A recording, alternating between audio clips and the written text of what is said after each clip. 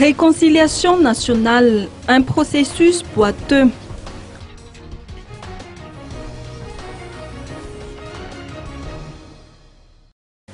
Dans le cadre de la réconciliation nationale, le FFKM projette de descendre dans les régions pour organiser des actions de sensibilisation autour de ce thème.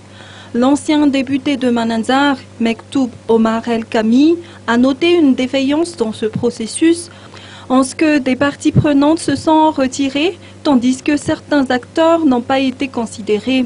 Il convient, selon lui, de faire le point sur la démarche à entreprendre avant de se lancer dans une tournée régionale. D'abord, la démarche est louable. Dans son sens, en général, c'est louable.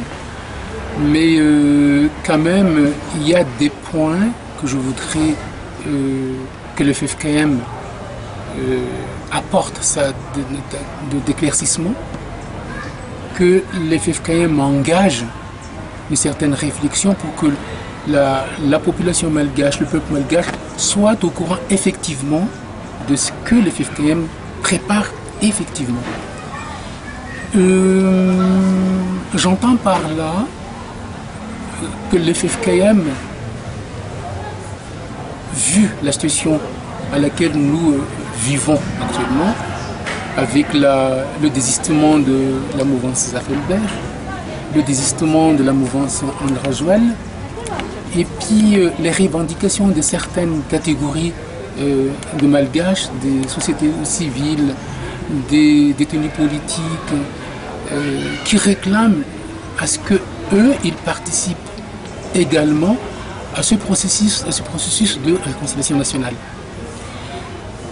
Partant, le FFKM donc doit repenser et revoir sa copie pour que le maximum de gens se sentent concernés et participent d'une manière effective à la mise en place de cette réconciliation nationale qui concerne tout le malgache, qui ne concerne uniquement ni la communauté chrétienne, ni les musulmans, ni les patriarches malgaches, mais qui concerne tout le malgache.